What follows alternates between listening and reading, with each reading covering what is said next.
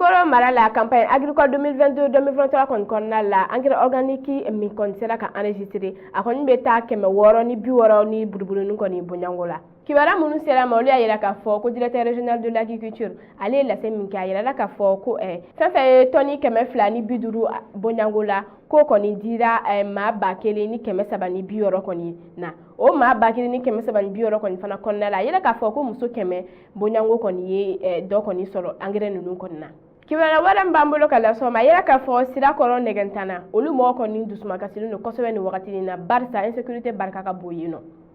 Sirakɔrɔ Nɛgɛntana ka maaw kɔni y'a yira k'a fɔ ko olu ka insécurité yɛrɛ kɔni tɛ dɔwɛrɛ ko jeune minnu yɛrɛ b'olu quartier kɔnɔ ko de olu ka zon ye olu de olu ka binganikɛlaw ye wa olu de olu ka maajugu kɔni ye barisa a ka d'olu ye ko gebini su kɔni mana se 20h kɔni tuma ma k'olu kɔni bɛɛ lajɛlen b'u ka datugu ko insécurité y'a siranɲɛ barisa 19h wagati yɛrɛ maa si kɔni tɛ sɔn ka bɔ k'i bɛ taa boutique la ni kɔni bɔra kɔni i ni zone dɔ kɔni bɛ ɲɔgɔn sɔrɔ olu kɔni y'a yira k'a fɔ ko jateminɛliw kɔni na ko ni zone kɔni tɛna se ka kɛ yɔrɔ wɛrɛ mɔgɔ ye k'olu kɔni ka faamuya la ninnu kɔni bɛ sɔrɔ Sirakɔrɔ Nɛgɛntana jeunes yɛrɛ kɔni ne ko ni an ka autorité maa wuli k'u cɛsiri nin ko in na ko a bɛ sɔn ka kɛ ko gɛlɛn barisa a yira k'a fɔ ko ni y'a ye nin wale ninnu kɔni b'a la ka kɛ olu ka sigidaw la k'olu yɛrɛ b'a dɔn k'a fɔ k'u kɔni dɛsɛra u ka éducation na o de ye ka yira k'a fɔ ko somɔgɔw kɔni dɛsɛra u ka denw kɔni ladon cogo ɲuman na o de b'a la ka to denw tiɲɛn'u bolo denw kɔni fana bɛ kɛwale jugu kɛ ka den mɔgɔ wɛrɛw ka famille kɔni sɛgɛrɛ ko lakanatigibaw maaw kɔni bɛ se ka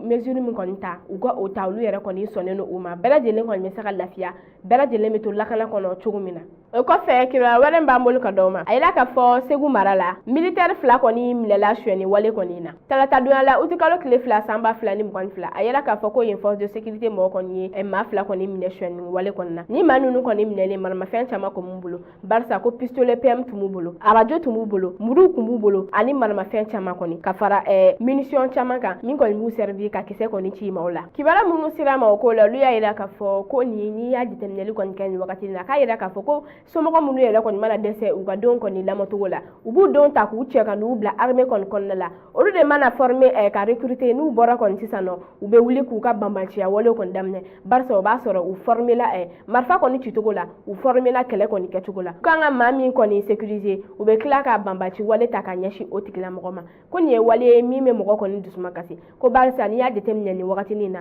kalo kɔni mana kɛ cogo cogo fɛn fɛn kɔni mana na kɛ siɲɛ 2 walima siɲɛ 3 ɲɔgɔn ye k'i b'a ye k'a fɔ ko ni polisi dɔ tɛ walima garde national maa dɔ tɛ walima militaire dɔ i b'a ye k'a fɔ ko ye banbanci wale ta ka ɲɛsin population kɔni ma ko nin ye wale min sera dabila ye autorité maaw k'u sɛbɛ dɔn nin ko in ma kosɛbɛ ko min ye enquête de moralité ye k'u ka u sɛbɛ dɔn o ma pour que recrutement kɔni kɔnɔna la u ka se ka maajugu kɔni ni maa ɲuman kɔni dɔn maa ninnu cɛ la ko u b'u ka baara nɔgɔya u bolo kosɛbɛ kibara laban b'an bolo ka d'aw ma a yera k'a fɔ ko kunungo uti kalo tile 9 san 2022 Mali kɔni aéroport la n'o ye aéroport Modibo Keita ye a yira k'a fɔ ko hélicoptère dɔw kɔni nana ka bɔ Russie kɔni hélicoptère ninnu kɔni ye hélicoptère de combat de barisa ko 171 HA o kɔni appareil ye min kɔni bɛ utiliser attaque de sol kɔni na ani lutte anti char la hélicoptère 171 HH a yira k'a fɔ ko kɔni bɛ se ka commandant 37 kɔni ta ka fara maa 3 kɔni fana kan équipage kɔni na o b'a ye k'a fɔ k'a bɛ se ka maa caman kɔni ta kibaruya min kun b'an bolo ka d'aw ma